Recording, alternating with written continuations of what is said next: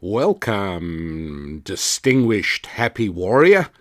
Welcome to the Rabbi Daniel Lapin Show, where your rabbi reveals how the world really works.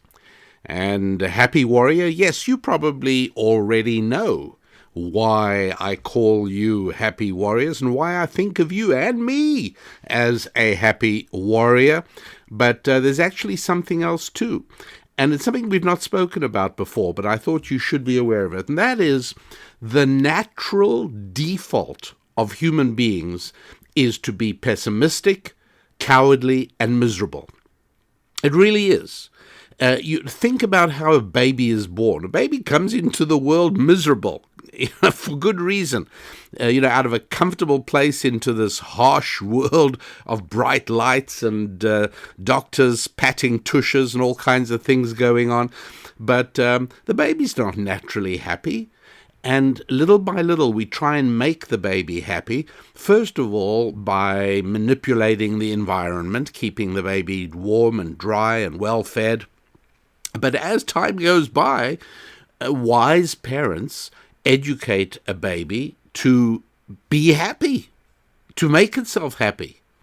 But the natural condition is miserable, whiny, complaining, grumbly.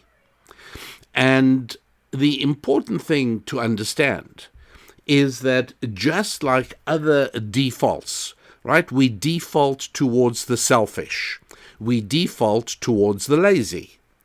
And if you were fortunate enough to have wise and diligent parents, why then they helped move the laziness out of you. They gave you the ability to generate willpower and self-discipline, and they little by little helped train you. And then when you became of sentient age, you yourself realized how important it is to not surrender to the natural default of laziness, and how important it is not to surrender to the natural default of greediness. And in exactly the same way, we learn not to default to the natural condition of whiny, grumbly, and complainy. Being happy is a decision, as I've often mentioned on the show. It has nothing to do with the environment. Things can be tough, and you can feel happy, troubled, concerned, stressed, but still happy. As a matter of fact, I actually once met somebody who finally, after many years of struggle, made it and achieved the dreams of financial affluence. And I was talking to him and I said, well, are you happy? He said, look, I'm happy because I'm a happy person by nature. But if you ask me whether I'm as happy as I was 20 years ago, the answer is no. And I said, well, where were you 20 years ago? He said, 20 years ago, my wife and I were 5 years into our marriage, and it was a struggle. Everything was a struggle. We really struggled to build our business. She worked with it, and I worked with it, and we struggled in order to maintain the affection between us and the relationship between us. But we were happy. We felt fulfilled. And now, he says, I go to the office every day, but the looks of tolerance that I get from my staff suggest to me very strongly that they would be just fine if I stayed home. He says, I'm not needed there. And he says, our children are no longer home, and my wife has a busy social life. And I don't think she's really happy, but I think she may be happier than I am.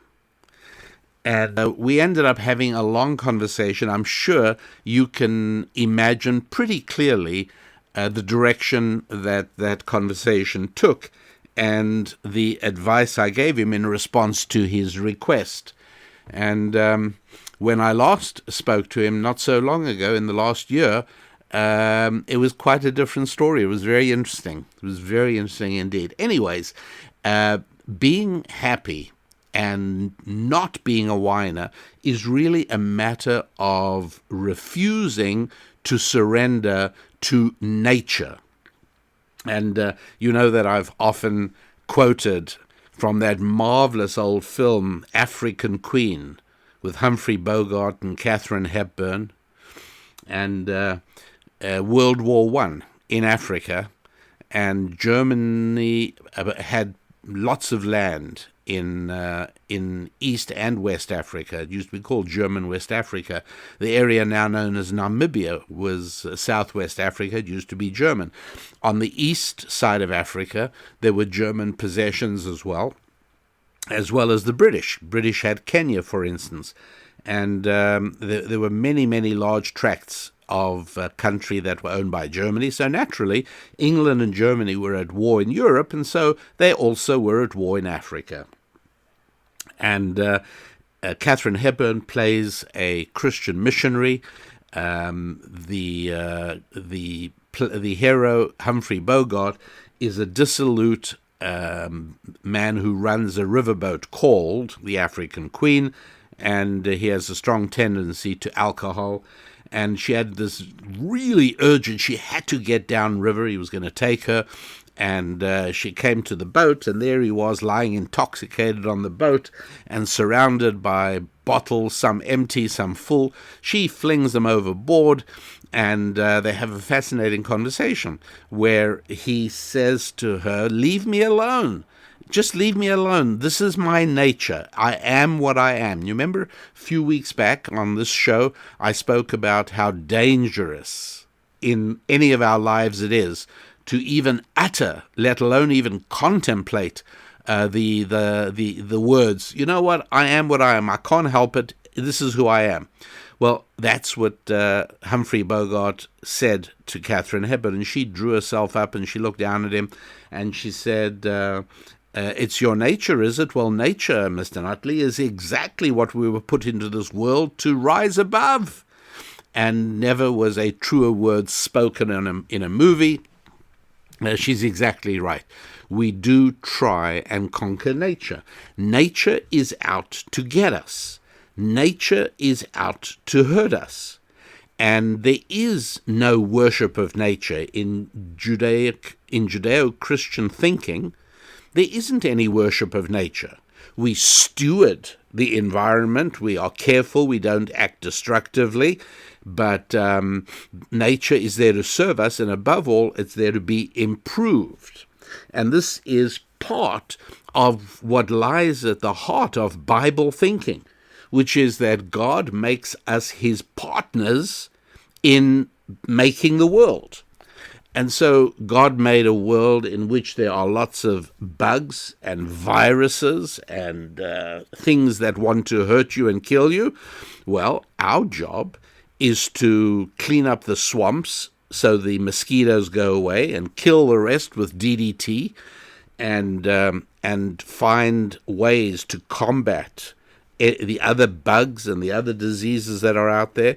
And sure enough, when you think of what life expectancy was like, even in the United States of America, it was even worse in Europe. But, as recently as the 1800s, right? Go back to the 19th century. For a woman to have given birth to, say, 6 children, and to have 6 children was more the exception than the rule.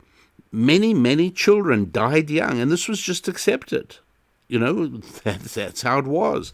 Life expectancy of adults. Anyway, I don't have to, all this stuff. We really, really worked hard to overcome nature. And the most destructive part of nature, which we have to work even harder to overcome, is our own nature. That's right. We have to develop the ability to make ourselves happy. Make ourselves happy. And Corrie ten Boom, who some of you will know of, some of you won't. I'm not going to take the time right now. I've spoken about her many times. But a wonderful woman whose father died at the hand of the Nazis in Holland. And she used to say that if you worry worry doesn't make tomorrow's problems go away, but it strips the joy out of today. And she's absolutely right.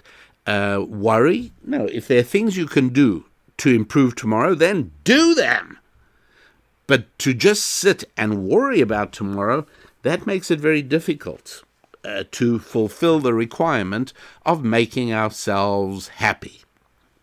Now, I'll come back to that, but I just have to tell you something else that happened to me. I walked into a hardware store the other day. It was a national hardware chain, not Home Depot, but I'm not going to mention the name of the store it was because they are not yet financial sponsors of this show, and so free advertising, not part of our agenda. So I walk into the... you all know it is. I walk into the store, and my heart suddenly starts going pitter-patter, and it speeds up, and I feel myself suffused with a rising sensation that springs up in my heart of happiness and joy, and a smile breaks out over my face. What caused this in a hardware store? I saw a big display of Craftsman tools with the familiar red and black logos. Now, what some of you may not be aware of is that I love tools. I like working with tools. I like fixing things. I like making things. And I'll tell you the truth. I love holding a good tool in my hands. It just... You know what my key ring is? My key ring is a little miniature Craftsman wrench, about 4 inches long. Actually, it's a real one. It's not a model or anything. It's usable for small things. That's my key ring. It's just something I do like tools. Now, for many years, I used to buy Craftsman tools. Where? At Sears stores. Now, some of you may be too young to even remember what Sears stores. Oh, it's not that long ago, but Sears was a ubiquitous brand for more than 100 years in America. And there was no neighborhood, there was no community that didn't have a Sears store, and even remote rural neighborhoods that didn't have any stores had the Sears catalog, and you could order absolutely anything from the catalog. There was a whole section on tools, and then they started issuing a special tool catalog. They did a special fashion catalog for men, a special fashion for women. You could even buy a whole house once upon a time at Sears, and it came to you in pieces in a box, and you could build it. And I've actually been in a home in Seattle owned by friends of ours that was they didn't build it, somebody else did before them, but it was a Sears house. So Sears was this incredible store, and I have spoken in the audio program that you can get on our website at rabbidaniellapin.com. I have an audio program called Our Tower of Power, Decoding the Secrets of Babel. And in that, I speak about companies that built extraordinarily pretentious new headquarters, and how one after the other, every company that did that went into decline. Now, this is not a fixed rule of economics. This is not a fixed biblical principle. This is not a timeless truth. But it is interesting that when companies start thinking about grandiose headquarters, it's a good sign that they may not be providing enough focus and enough energy and enough attention to their core business. I know some of you are saying, well, what about Apple's new amazing headquarters that looks like a huge spaceship in Cupertino, California? And the answer is, I'm not sure. I don't know. The jury is out, but I will be watching anxiously and with great interest. So Sears had this brand of tools called Craftsman. And the reason I, along with many, many other people, obviously huge numbers of people, the reason we bought Craftsman tools was because they had a lifetime, no questions asked guarantee. And I will tell you the truth, I did not use it very often. You know, please don't think Craftsman tools used to break. I think I don't know how many years I used them for, but In all that time, I may have done 3 exchanges. And you just walk the tool into the tool department of your local Sears, and nobody said, when did you buy it? How long have you had it? They just took it and replaced it, gave you another one, and gave you a big smile, and out you went.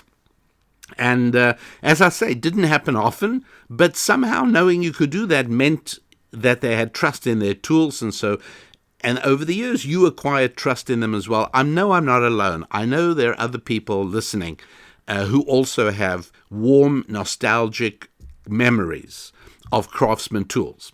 So, did I race over to the Craftsman display and immediately, and I always did that, by the way. I mean, if I was ever in a Sears store, I'd invariably go down to the basement where the Craftsman tools were, and I'd always find some reason why I needed a tool.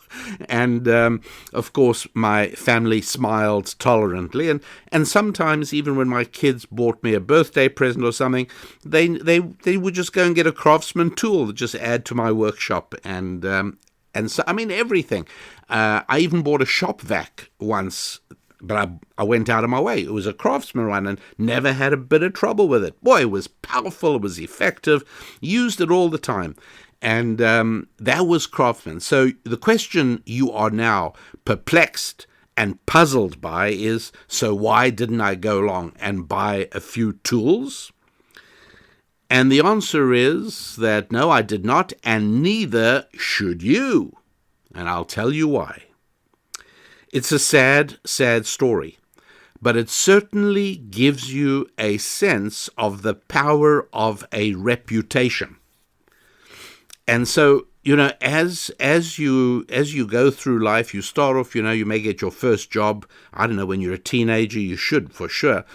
And it's a part-time job when you're not at school, and then later on, and then you get another job, and one job leads to a better job, and all along you're building skills. You may be one of those people who just doesn't find their métier easily, and you move from job to job because you're just not finding something that just you can really throw yourself into. And I have programs and information for you on that as well. But bottom line, there is something you are accumulating all along. And if you are not taught this between those critical years of 13 and 23, and you may remember, only a few months ago, we did a show right here, a Rabbi Daniel Lapin Show episode on a do-over. And I said, who wouldn't take back your years from 10 to 23 and redo them? Because so much of your future happiness and success in life depends on how you handle the years 13 to 23. But there you are, you work, and nobody teaches you that the valuable thing that's going on during these early work experiences and then onwards for the rest of your life is building of reputation. Nobody tells you that. And I say very few people, but as parents, what an obligation we have to teach our children when they're at that age, in those years. Some children you can start teaching them that at 13. Others they're not mature enough. You have to wait a little bit and start telling them later. But you got to get across this idea of how important reputation is. And, little by, and particularly today, by the way, it used to be, if I moved to another city, I leave my reputation behind. Even then it wasn't true, because people knew people and people had phones, and it was very quick and very easy to find out when you applied for a job or you were going to be included in a deal and a transaction.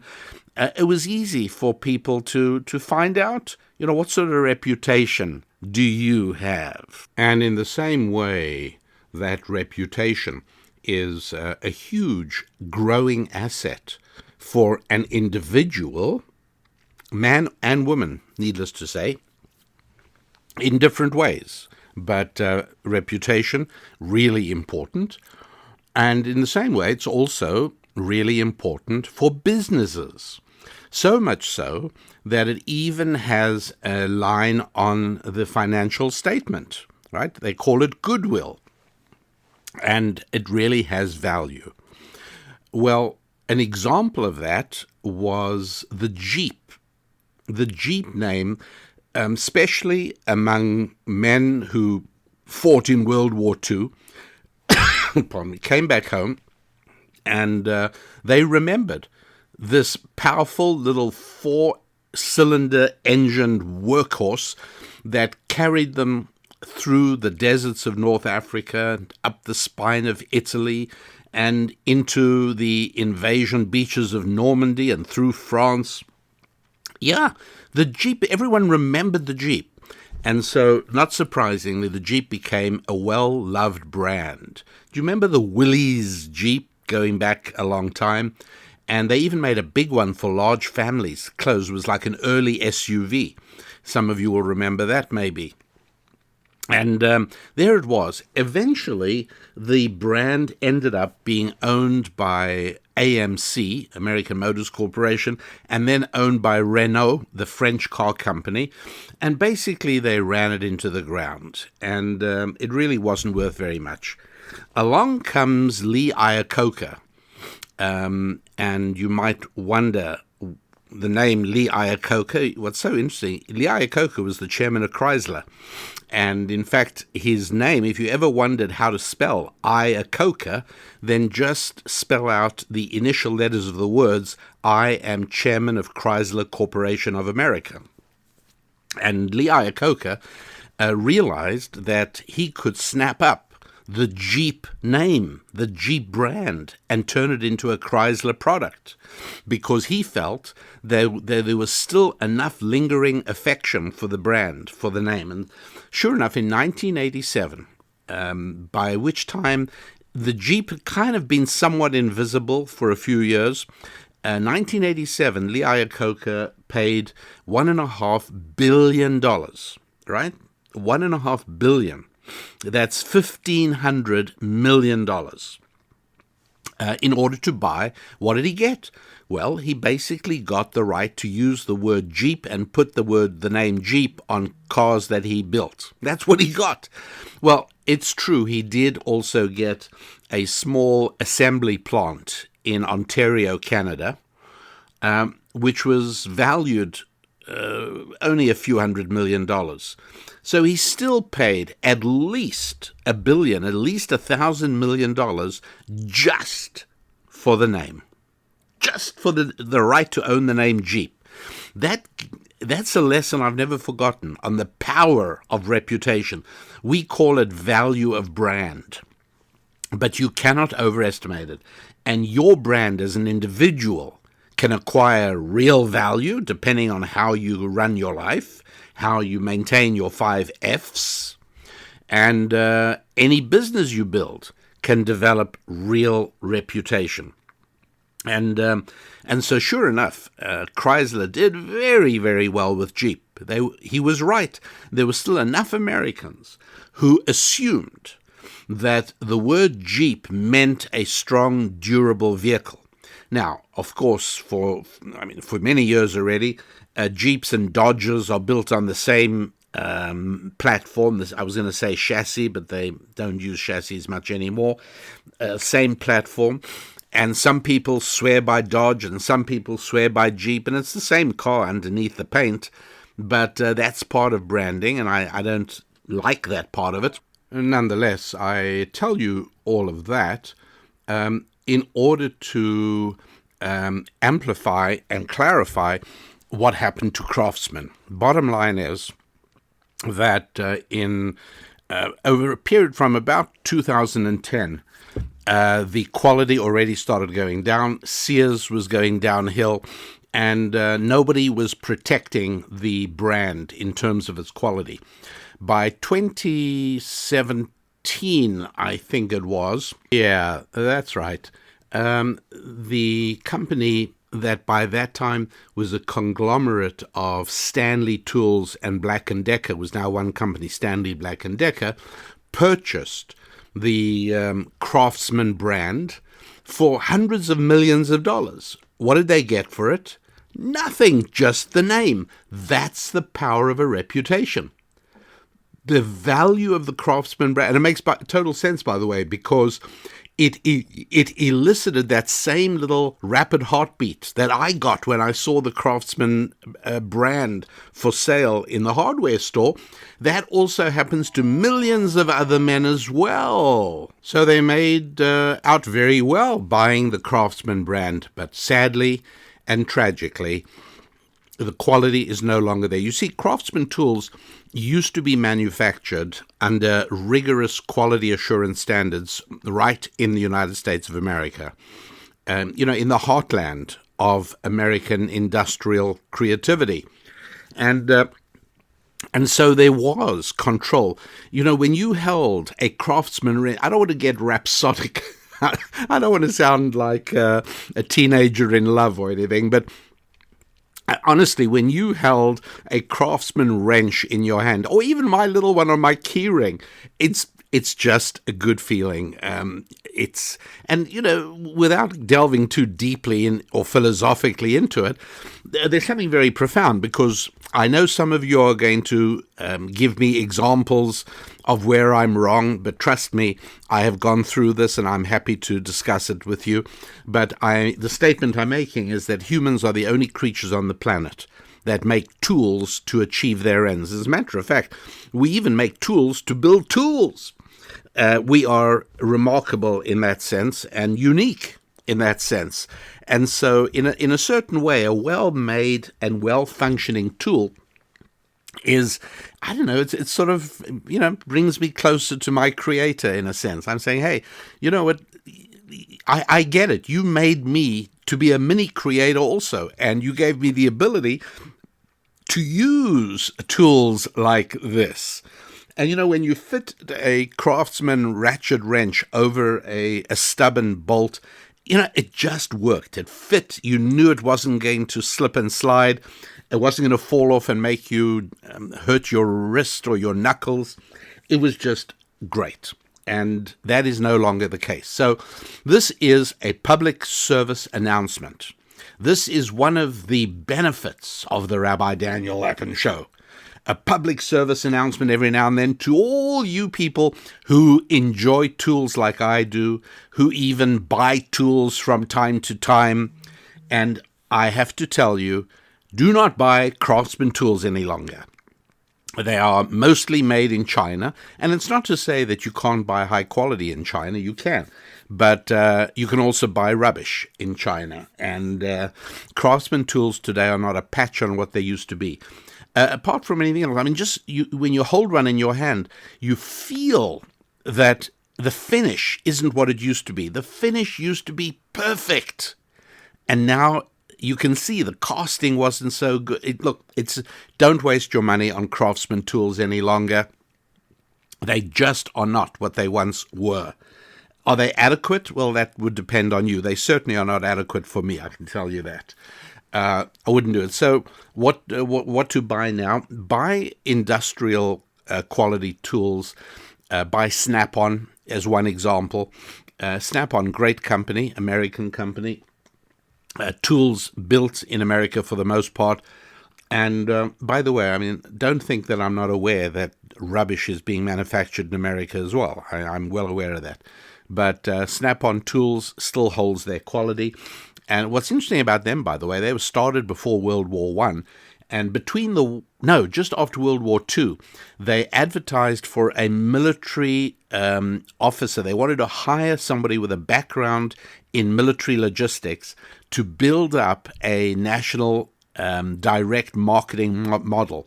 And so to this day, as a result of, and I don't remember the name of the military officer from World War II they hired, but he built up the system that resulted in many, many, many Snap-on representatives who drove their they drove their sales display in the form of a big truck, a big van, and they had the philosophy that professionals, mechanics, people like that, they're far too busy earning their living and building their businesses to go shopping for tools, so we'll take the tools to them.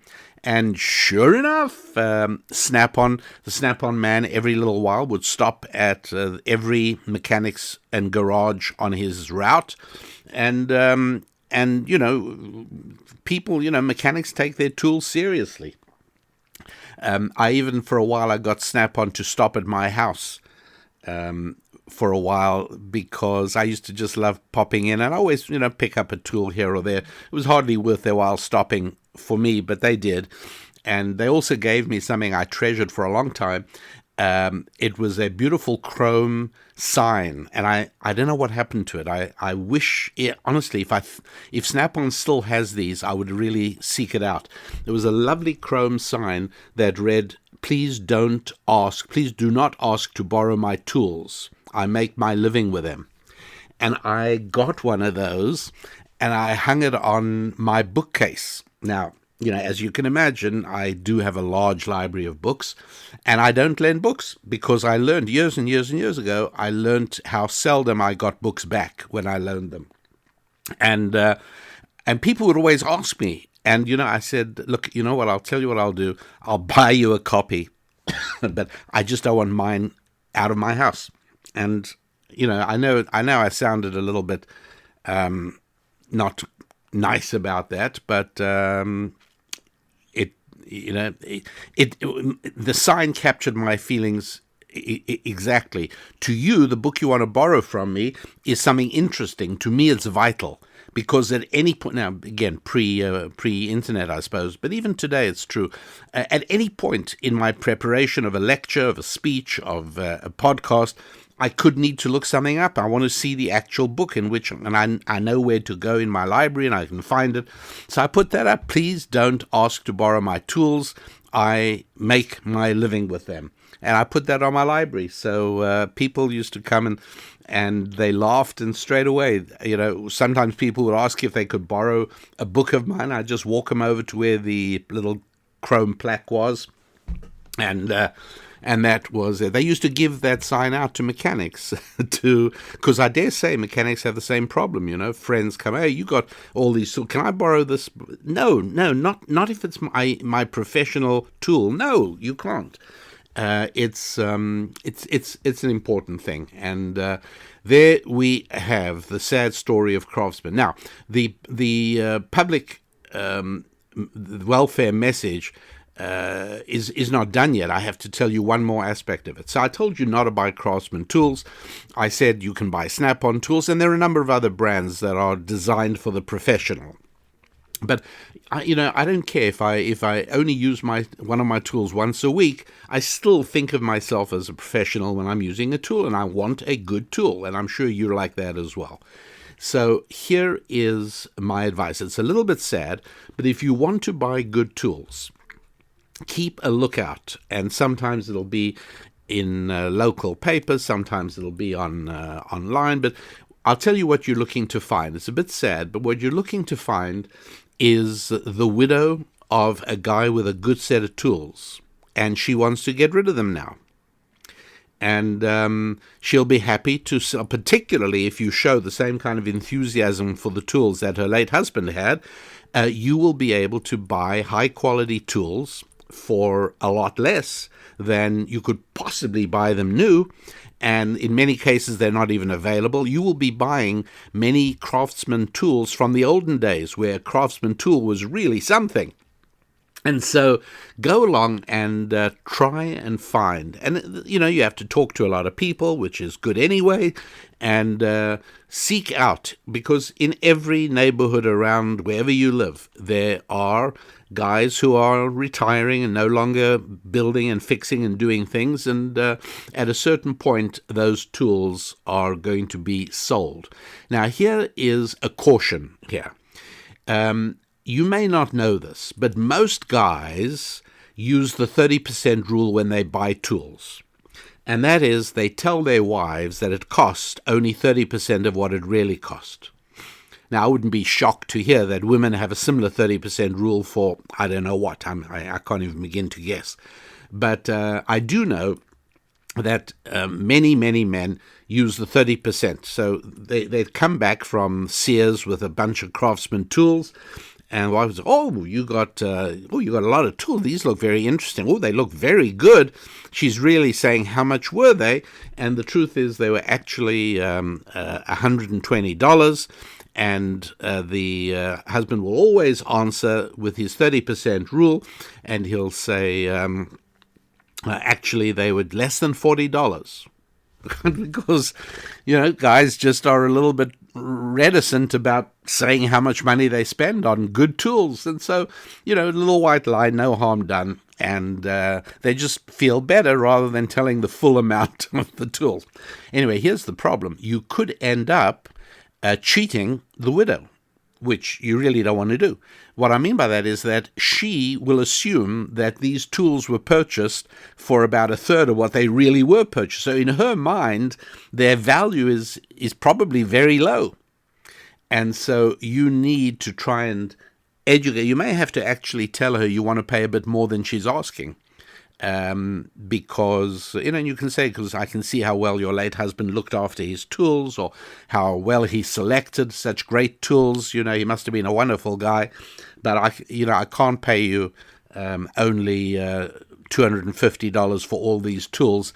I don't think I can do that, but I can pay you $350, and she'll be a bit shocked and baffled to begin with, but then you'll be able to explain so that you don't end up cheating the widow. But all of that is for those of you who are in perpetual tool-buying mode, like I am, actually. So now the Rabbi Daniel Lapin Show is chiefly for happy warriors. No, it is not for fools, fanatics, freeloaders, and freaks. Actually, I like 5 Fs, don't I? I like the 5 Fs of family, friendships, finance, faith, and fitness. So the show's not for fools, fanatics, freeloaders, and freaks. That's for, fiends. No, this show is not for fools, fanatics, freeloaders, freaks, and fiends. No, it is for happy warriors. People who make themselves happy. People who overcome and struggle to overcome nature, particularly our own. That's what makes us happy warriors. And another thing that happy warriors do not do is attribute things to luck. We don't attribute things to luck. Why not? Well, because it creates a subconscious conviction in our hearts that we live in a random, accidental world of just things just happening, when we don't. We live in a world that is designed. We live in a world that is guided. We live in a world in which everything happens just the way it is meant to happen. And it's not a random thing. So if you start attributing stuff to luck, then the next thing is you start saying to yourself, why does this happen to me? Why am I so unlucky? Interestingly enough, I far more frequently hear people complaining about how unlucky they are than I hear people expressing their blessings at how very lucky they are. Somehow or another, you know why? Because I told you earlier, our natural default condition is towards unhappiness. Our natural default condition is to whining and complaining.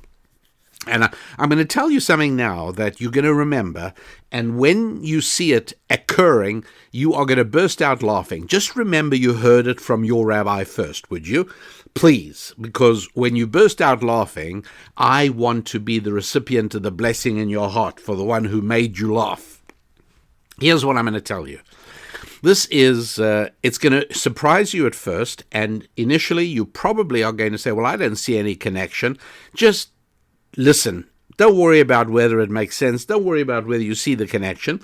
Just give yourself a few weeks to watch it. And if you see no correlation in the next few weeks, then fine, drop it. Then it's wrong. But I think you're going to find great correlation. Here it is. Complaining makes people prematurely old-looking. That's right. Isn't that weird? Being a negative, pessimistic, whining, grumbling, complaining sort of person makes your face age prematurely. It's true. By the way, I'm not going to take the time for the full story. You can find it on our website if you search for Thought Tools and the story. But, Abraham died at 175 years old, and ancient Jewish wisdom explains that 180 was the age that was decreed by God for the first three forefathers, Abraham, Isaac, and Jacob. So Abraham died 5 years early in order to be spared the sight of something. I'm not going to go into it now. Isaac lived the full decreed 180 years. Jacob lives for 147 years and dies. And the reason is because he was a complainer. As you know, Scripture does not whitewash the moral qualities of its characters, and there was no attempt to conceal that Jacob tends to be a complainer, and so sure enough, when Pharaoh asked him his age at the end of Genesis, when he came to move to Egypt on account of Joseph being very high-ranking there, and Jacob comes to Egypt, Pharaoh says to him, how old are you? It's a very weird thing to say to somebody the very first time you meet them. And Pharaoh's excuse was that he had figured out roughly how old Jacob was, and he was shocked to see such an old-looking man. And the explanation is that just being a grumbler, Jacob's weakness was that he was things always bad, and it prematurely aged his face. And so Pharaoh was shocked to see somebody looking so much older than he had calculated him to be. So, yes, you're going to burst out laughing because sometime in the next few weeks, you are going to see somebody who whines and grumbles, and you're going to suddenly realize that they have an old-looking face. Or it may go the other way. You might see somebody who's just cheerful and upbeat and happy, and you're going to look and say, wait a second, they're older than they look. And when that happens, you're going to say, my rabbi! And you're going to burst out laughing, and you're going to utter a silent prayer for me, because I made you laugh. And so it is. Yes, you will laugh at this. And all of these things all tie in. Being happy and being optimistic, well, these are things that are good for your health, right? There are numerous books I've got. Yes, and I do not lend them out. I have literally 4, 5, 6 books that I've got clustered together, all on the subject of how relationships aid in medical recovery. In other words, people who discharge from a hospital do much, much better if they've got networks of family and friends, not for the physical care, but for the, people who have no friends and no family, and even if they have a nurse looking after them, they don't do as well as folks who are strongly connected. So it seems there's this incredibly powerful medical connection between physical well-being and human connection. Again, it shouldn't shock you, but that means that your physical fitness is enhanced by your giving a state of happiness. Why? Because exuding happiness makes it much easier to have connections. If you are a miserable, whiny, complainy, grumbly person, just think what you do to your family members. Think what you do to the people you live with. How unpleasant it is for them to live with you. Awful. And the converse is that if you are a happy person, well, then people like being with you. So your friendships do better, your family does better, even your faith does better, because when God expects us to worship him in happiness. Deuteronomy chapter 28, verse 40-something, God says, you want to know why all these bad things have happened to you? Because you did not worship the Lord your God with joy. That's why we're expected to be happy. And needless to say, with finances, of course, we tend to do business with people we know, we like, and we trust. And people who are just miserable and upset and unhappy, doesn't work.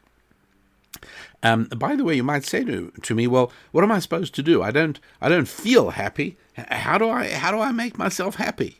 And one of the explanations, one of the solutions to that is that start practicing gratitude. Very important. Think about this. If you're a grumbly, whiny, complaining sort of person, and you finally get it into your head that this is no good, you got to just stop it. Stop doing it. Is that enough? Have you now done the opposite of complaining? No, right? 0 is not the opposite of negative 11. Plus 11 is the opposite of negative 11. But 0 is just halfway on the way. And so if you're a whiny, grumbly complainer, and you suddenly stop doing that, well, kudos to you. Well done. It's not easy to get rid of an awful habit like being a whiner and a grumbler and a complainer. Not at all easy. But if you do, good for you. But you're only halfway to your journey. You've now got to do the opposite of grumbling and complaining. What's the opposite? And you're going to think and think and think, and finally you're going to nail it on the head. The opposite of grumbling and whining and complaining is expressing gratitude, articulating appreciation, saying thank you. That's right. And in the same way that whining and grumbling and complaining is guaranteed to do exactly one thing, which is make you feel miserable, thanking people is guaranteed to do another thing, which is make you feel happy. Right? It is a very interesting thing, but the portal to happiness is gratitude. And so I always recommend people in my programs, in training classes, make sure that once a day, you can do this in a journal or you can do it on a 3x5 index card. Make sure that once a day you write down 3 things you're grateful for on that day. Make sure you thank people. You know, if you've got a spouse, your spouse won't get tired of hearing you say thank you. Thank you for taking care of us.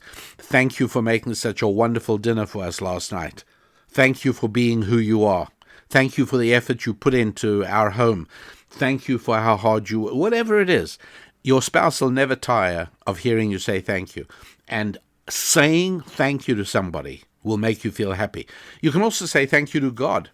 You know, if you took on the really worthwhile custom and habit of getting up half an hour earlier than you used to and buying yourself 3.5 extra hours a week, fine, 3 hours. Maybe you're not going to do it on 1 day a week.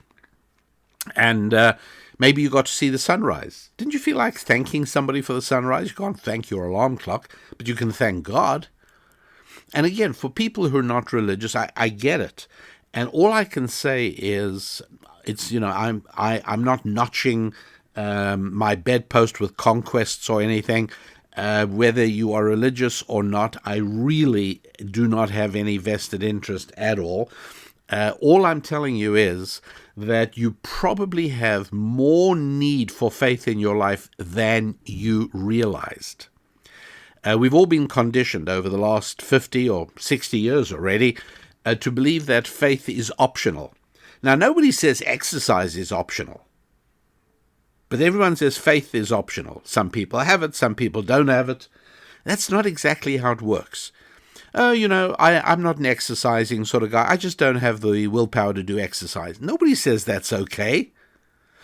Yeah, you know what? I do overeat. Yeah, you're exactly right. I'm an overeater. You know, it's just how I am. I'm a person of no faith. It's just how I am. No, we don't accept that. Meaning in ourselves, not in other people. So just be aware. At least open to the possibility that certain things in your life could conceivably start going better if you leave a teensy-weensy little opening in your heart for God. That's right. You know, I'm just telling you. If not, fine, no problem, no skin off my nose. But there it is. Having somebody like God to thank for good things is a huge help, because articulating appreciation to God is even more helpful than articulating it to a person in terms of achieving a genuine level of happiness, something really quite lovely and very, very valuable. And I know you'll find it that way as well. So I see this guy who who writes, "Oh, luck is the big factor in life. Luck is everything. If it wasn't for luck," and then he starts listing off, "I wouldn't have the job I have, and if it wasn't for luck, I wouldn't be married to the woman I'm married to," and he carries on like that. And I think to myself, this is really misleading people. This is a really, really bad idea, and I want to explain why it makes sense to try and start expunging the word luck from your life. I was lucky. Oh, that was a lucky break. No, actually not. And you will find real life benefits when you consciously and deliberately cut out the use of luck. First of all, I'll tell you, just of a matter of interest, how many times do you think the word luck shows up in the Hebrew Scriptures? The answer is 0, right? Not one time. Isn't that something? Yeah, because it doesn't exist. It's not a reality. And so, of course, Scripture never says, "Man, you know what, that Abraham guy, he just lucked out." No, it actually doesn't say that. The word in Hebrew that is, when you ask an Israeli, what is the Hebrew word for luck, he's going to tell you it's the word mazal. And he's going to say that you can say to somebody, mazal tov, good luck. And I want to now correct you. That is not absolutely so. The word mazal actually doesn't mean luck in that sense. And when people say mazal tov, good mazal, it's not good luck. What they really are saying is congratulations, right? You've done well. And so when people get married, when people have a birthday, when people have an anniversary, when somebody sells a business successfully, mazal tov, congratulations. But you never use that in the way we might say to somebody, "Hey, good luck." Somebody going into an interview, somebody going to sit a tough examination, somebody going for anything, and you say, "Hey, good luck, eh?" No, mazal is never used in that context. So what do you say for somebody going in for an ordeal, an exam, a medical procedure, an interview? In Hebrew, you say b'hatzlacha.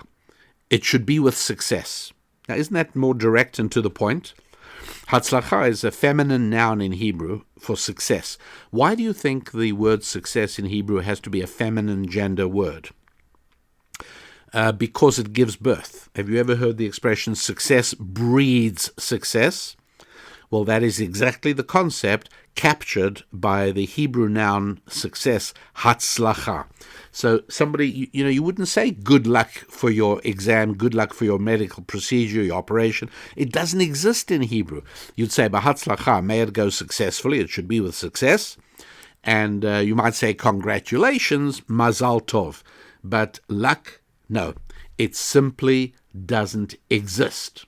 So if that person were here with me now, he'd probably say to me, "Well, I disagree with you, Rabbi Lapin, because it was just luck that I married my wife. You see, what happened was that I had a neighbor, and we became friendly, and he had a girlfriend, and one day he suggested we go on a double date because his girlfriend has a friend to bring along, and guess what?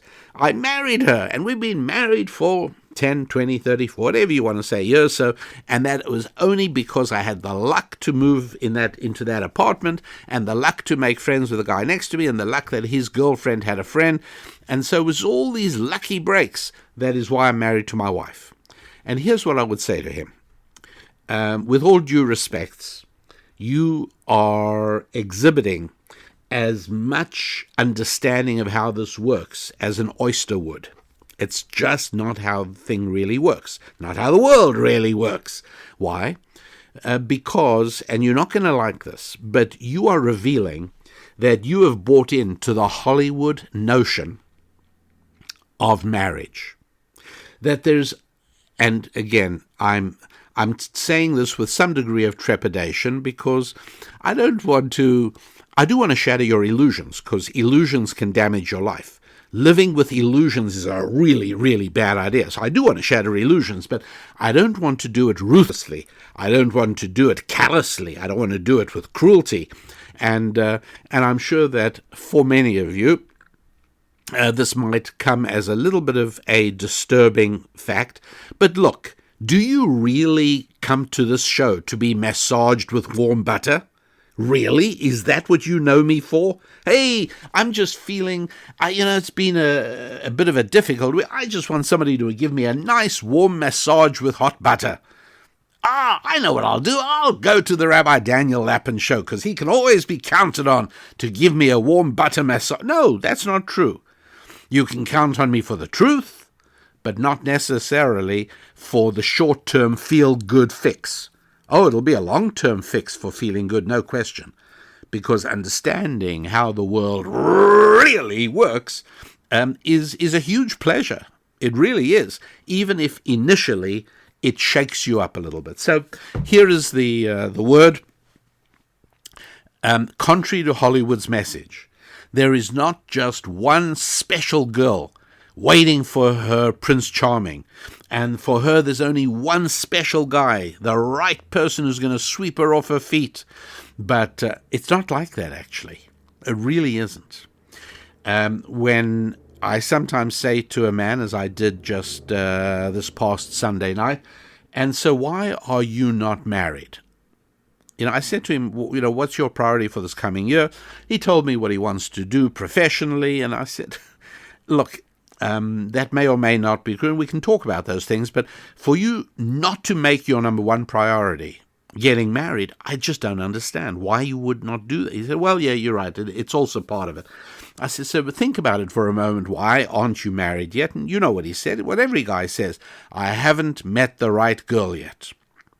And you know what I answered him already. If you're a regular listener of the Rabbi Daniel Lapin show, you know that I answered him and I said, you must not be looking for the right girl. You must be trying to become the right man. When you are the right man, and I don't want to exaggerate, I'm not going to say the very next woman you meet can be your very happy and successful wife. I'm not going to say that. But I am going to say that you, and I'm talking now to men, you could marry any one of 100 different candidates. Really. And, some will be blonde and some will be brunette. Some will look a little this way. Some will look a little that way. Some will fit this preconceived idea of an non-negotiable quality your wife must have. Some won't have it. It doesn't actually make much difference. Because as long as you know what you're doing, and as long as you are able to communicate to her what your blueprint for marriage is, away you go. You got nothing to worry about. And so when you look back and you say, I've been happily and successfully married for 30 years, and we're as in love today as we were when we met, whatever you want to say, I pat you on the back and I say that's wonderful, but don't think it's because you lucked out to find the right girl out of millions. It's because the two of you made a success of your marriage. She could have married other guys, and you could have married other girls. And as long as you were successful in effectively conveying the model blueprint of what you want in your marriage, and she agreed to that, away you go. There's really nothing to stop you. And so the success is not because you lucked into the right person, not at all. Instead, it's because you courted, not dated, you courted purposefully.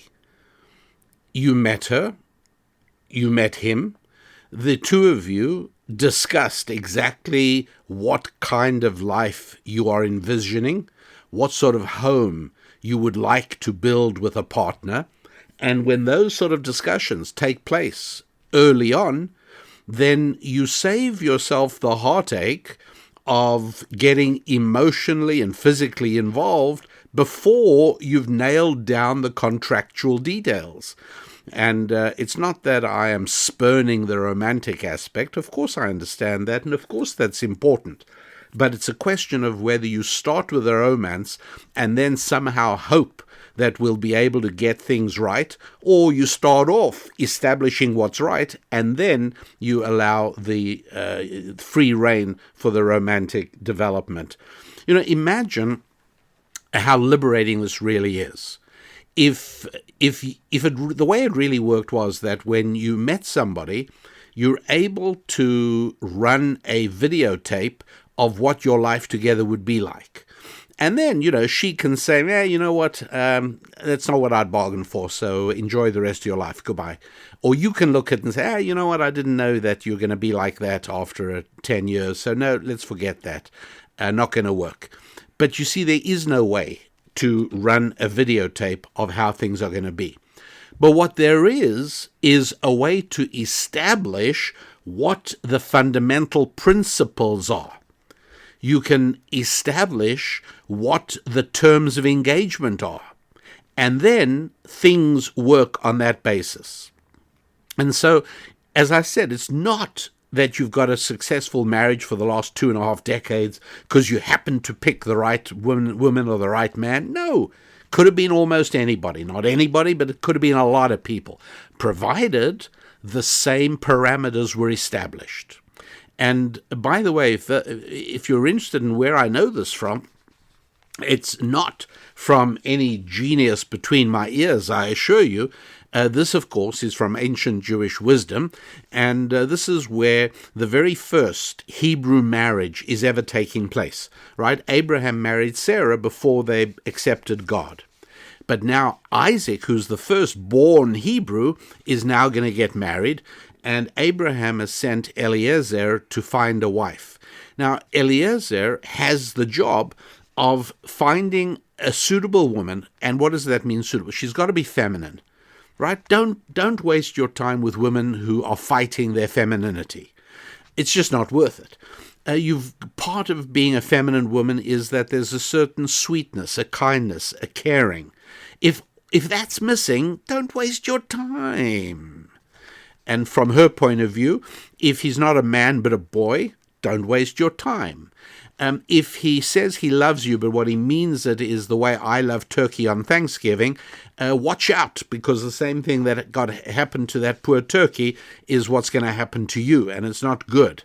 So, there's plenty bases on which to rule it out from the beginning. But Eliezer establishes that he's first of all going to look for a feminine girl. What's he looking for? Somebody who will see him thirsty and tired and will take pity on him and will say, hey, you know what, I'll be happy to get you something to drink and I'll take care of your animals for you, right? I mean, a girl who likes camels, how far wrong can you go, right? In my case, I insisted that it was a girl who liked llamas, but same principle. You can't go wrong. And then, once the sort of basic thing has been established, she's a suitable woman, she's a feminine woman, and she was pretty. He now only had to run the video. All he had to do now was establish what to let her know what marriage to this guy she hasn't even met, what it's going to be like. So it happens to be Genesis chapter 24, and if you are one of the fortunate few to have purchased a Rabbi Daniel Lapin recommended Bible, and honest to goodness, Susan, do you know how many we got left? Very. Really, like so this isn't 20. Like to make sales. We have like maybe 20 to 30 left. Susan says we have maybe 20 to 30 left. And we're not But and then after that, it's going to be several months because the reprinting is going to take some time. Anyways, no problem. What I'm just saying is that on page 65 in the Bible, Eliezer does the following, and I'm going to tell you the Hebrew because it doesn't matter what the English is for the moment. And the man took a gold thing of 172 value. And he gave her two things whose value was 10, and then he said, now tell me who your family is. Now, some people assume that this means he gave her jewelry. Listen, it would be highly inappropriate of a man to give jewelry to a woman he's just met. All right, and by the way, I recommend You've just met somebody, gentlemen, and you're courting her, you're trying to determine whether there is a common basis here for a shared vision of a home built together and a life built together. Don't give her jewelry. There's chocolates, there's flowers, but not jewelry. And sure enough, of course, Eliezer didn't give her jewelry. When did he give the jewelry? After the engagement, which is page 69 in the Bible, chapter 24, Genesis 24, verse 53, page 69.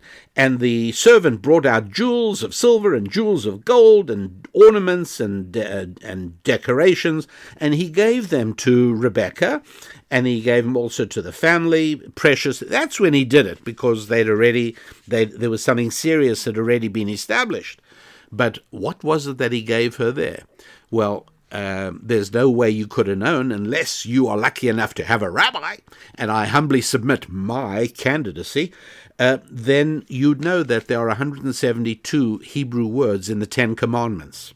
And so he gives her, what does this mean? That he meets her, and after the story of the camels, he says, okay, and he now gives her something of gold, meaning it's really valuable, that weighs 172, meaning it's the Ten Commandments.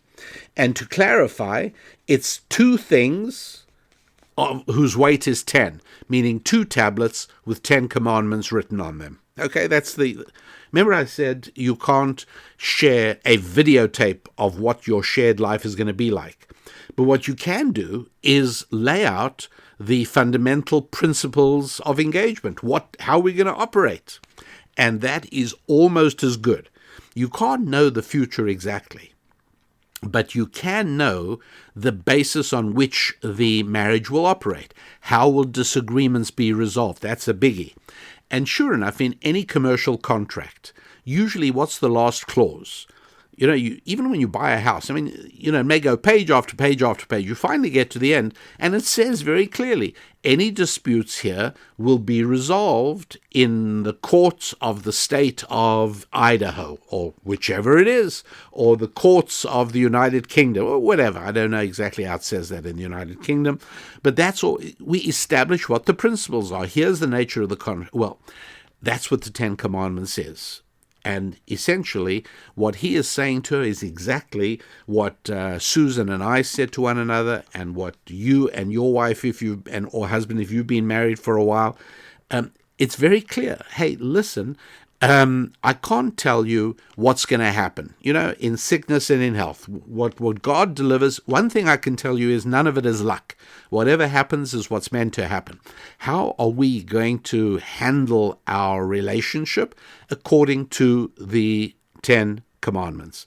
And that, in this very first example, first Hebrew marriage, Isaac and Rebekah, we have this laid out very clearly. Popularly misunderstood that after the camel story, he gave her jewelry. Not correct. He didn't give her jewelry, but he did sit down with her and say, this conversation can't go any further until I find out, are you willing to marry a man whom you've not even met, but who is going to relate to you and to the world with you by his side according to this system of rules? So let's sit down. I'm going to go through these rules with you. I'm going to give you the implications, and you will then have the best possible picture you can have of what your life is going to be like. We can't look at the details, but we do know in general terms. We know that it's going to be based on honesty and integrity. We know that you're both going to agree to have children. You are going to raise those children in a certain way. God is a part of the deal. All of these things are laid out. And so at that point, maybe it's now a little bit more palatable for you when I say that, yes, ma'am, you probably could have married any one of 100 different guys. And, they would have been, you might find you would have been living in Australia, and this way you're living in Singapore, whatever. It doesn't, these are all details. But in terms of the essential integrity of the marriage, that really could have been almost anybody, provided that the marriage was set up from the very beginning when you first met. Okay, hey, listen, I just want you to know, I'm dating or courting purposefully. This is marriage centric. This is not recreational for me. It's not that I don't have anybody to go to the movies with. I don't want to go to the movies at all with you because you can't talk in a movie. I want to be with you so that we can talk and discuss amply and adequately to find out if we can build a shared vision of the kind of life we want to build, the kind of family we want to build, the kind of home we want to build. If we can establish that, we're good to go. And everything else is details. The idea that she's got to look a certain way, or the idea that the guy's got to be a certain kind of detail, how he dresses.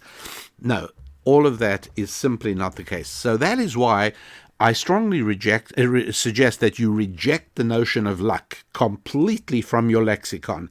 And nobody should say, my wife and I, thank God we've had this wonderful marriage. It was so lucky that we met. No, that wasn't the point. It really wasn't.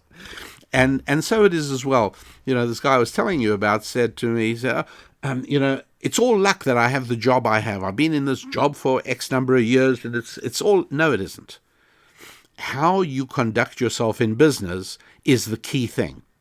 You could have started off in 27 different occupations, and you pretty much would have been more or less where you are now. Yeah, there are occasional exceptions. If it is the cutting edge of the silicon epoch, and you happen to bail out of Harvard before you got your degree, and you happen to start up a software company with your best friend. Okay, admittedly, things wouldn't have gone exactly the same had Bill Gates decided to go off and be a grocery salesman. Okay, things, but for most of us, that is the reality.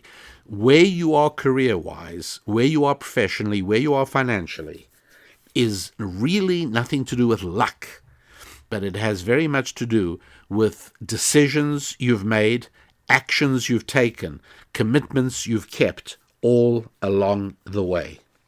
And I've told you in the past that that languages tend to have many words for things that are important to that language, right? And so the example that everybody gives is that certain languages that are spoken by people in very cold climates are languages that are heavy on synonyms for snow. For me, it's just, white stuff you've got to shovel away from the drive.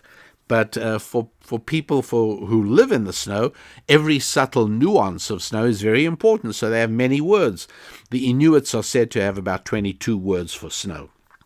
But so it is. Hebrew is interesting in that it has many words for friendship. It has many words for counting, because numbers really matter. And it has many words for moral flaw, for a sin, many different words. Each one is subtly different from the other, because if you think about it, Scripture is really the world's ultimate self-development program. If you are looking for the ultimate in the human development field, the Bible is the way to go. And what's more, it's got a nice financial payoff as well, because when you do everything the right way, well, guess what? That's how it works. And so, important, I think, to get clear that if you're trying to engage in self-development, then you need to find your flaws, right? It's not pleasant, but it's very satisfying work. You've got to find the areas in which you need to improve, the areas in which you are not fulfilling your potential.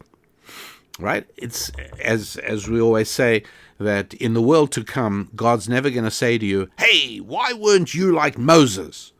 Right? He's not going to say that. He's going to say, "Why weren't you like you? Why didn't you achieve the destiny I planned for you?"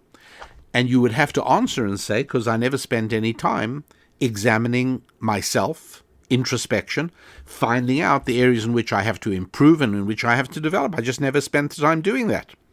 But the Bible helps you do it. It's got many words, as I say, for sin. One of them is very interesting. One of them specifically applies to areas in which you let yourself down. What is letting yourself down? Well, in the same way that we take commitments that we make to other people very seriously, you're supposed to take very seriously the commitments you make to yourself.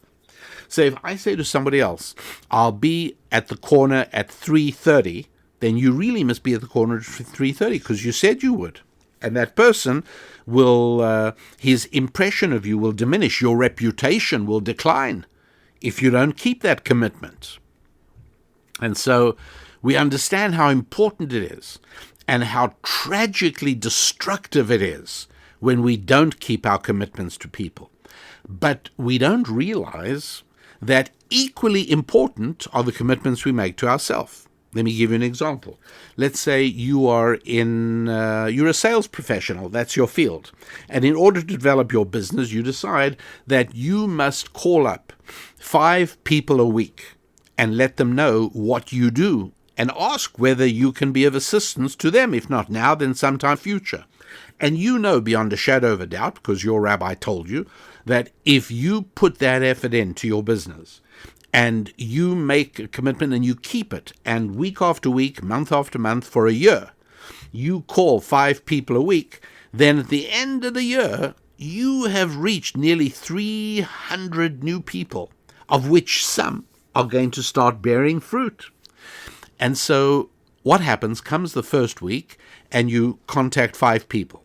Comes the second week, and you don't do it Monday, you don't do it Tuesday. By the time Wednesday, you say, you know what, I can't even manage to do it all now. So you end up calling 3 people, and you say, okay, no problem. I'll do it. I'll do 5 next week. Maybe I'll do 8 next week. You see, you can't do that because the system of self-improvement means that you have to take a failure to keep your commitment to yourself much more seriously than that. You made that commitment, you failed. You can't just walk away from it and smile and say, oh, well, better luck next time. You wouldn't do that with a stranger. You wouldn't do that with a friend. You wouldn't do it with a business associate, would you? You'd never do that. It's always, I'm sorry, I did not deliver what I said I would. I'm really sorry. Here's how I plan to make it up to you. That's what people do. Successful people, at any rate. And so in exactly the same way, what are you supposed to do if you don't keep a commitment to yourself? Well, that's a sin. And every sinner has to have an atonement for it. Okay, fine. What's an atonement? Well, what you have to do is something that you don't particularly like doing, and you've got to make yourself do it as a punishment. What might that be? I don't know. You have to figure this out for yourself. But it might be going on a 3-mile run. Yeah, I failed my commitment. I said I was going to do this, and this by December the 31st.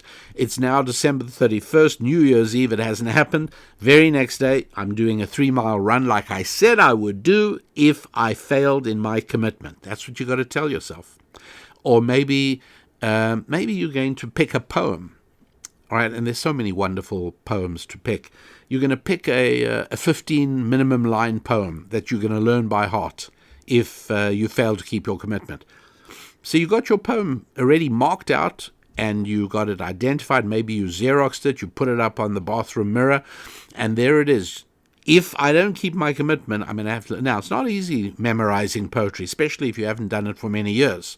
Then you really got to get your memory back into shape. Your memory muscle has to work, and it's valuable, it's good, but it's sufficiently painful that it'll help you keep your commitment better the next time. It helps you build that spiritual resilience and that willpower to make sure you do keep your commitments to yourself every bit as strenuously as you keep commitments that you make to other people. So that is loosely some of the things that I wanted to chat about with you today. There, of course, as always, is so much more, but time is always at a premium. The website, rabbidaniellapin.com, and by the way, a journal, we publish a really nice journal there, Chart Your Course, it's called, for doing exactly the kind of self-improvement that I've been talking about. And it's inspiring, and you know that it's you're a happy warrior.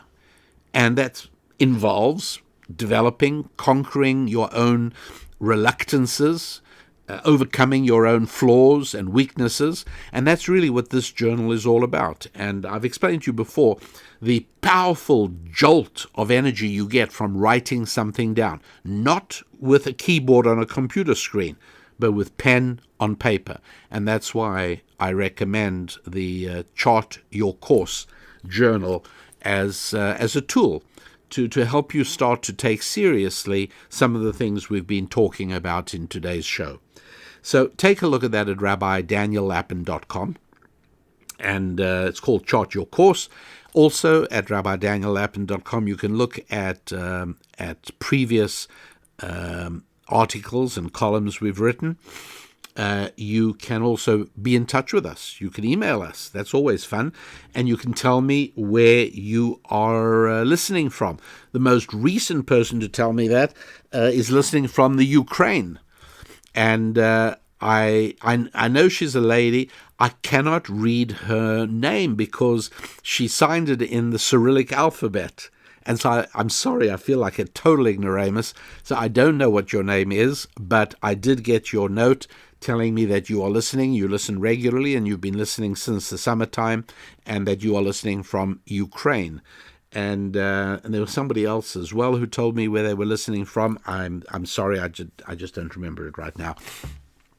At any rate, that is about as far as we can go. You should also be aware that there is a website for Happy Warriors. It's called WeHappyWarriors.com, W-E, WeHappyWarriors.com. And that is a place specially for happy warriors or aspiring happy warriors to hang out with Mrs. Lapin and myself. We all draw encouragement from one another. That's part of what being a happy warrior means. And that's the place we do it at, WeHappyWarriors.com. Okay, folks, that is as far as we can go. Thank you very much for being part of the show.